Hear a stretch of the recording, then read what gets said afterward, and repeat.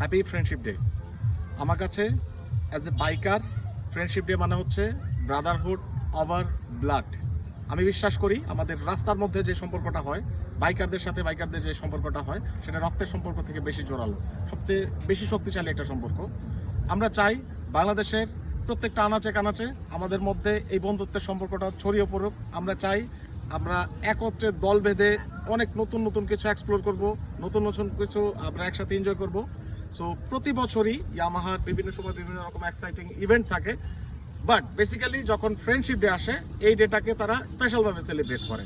কারণ আপনারা জানেন যে ইয়ামাহা বাংলাদেশের একমাত্র কোম্পানি যারা বাংলাদেশের বাইকারদের মধ্যে এই গ্রুপ কমিউনিটিটা ডেভেলপ করার জন্য সবসময় কাজ করে যাচ্ছে, এবং তারা চায় যে রিয়েল ফ্রেন্ডশিপ ডেটা সবসময় সেলিব্রেট করতে।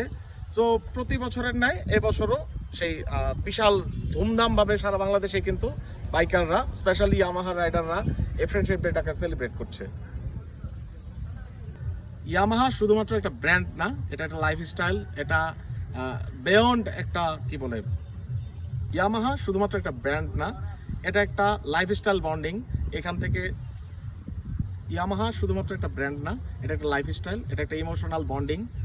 সো প্রতি বছর যেহেতু ইয়ামাহা সেলিব্রেট করে, এবছরও সেলিব্রেট করতেছে, এবং এবছরের এই আয়োজনে আমি অংশগ্রহণ করতে পেরে আমি নিজেও আনন্দিত, নিজেও এক্সাইটেড, এবং চেষ্টা করব সবসময় ইয়ামাহাকে নিয়ে, আমার বন্ধুদেরকে নিয়ে আমার ফ্রেন্ডশিপ ডেটাকে স্পেশাল করার জন্য। সো সবাইকে ধন্যবাদ। Yes Yamaha.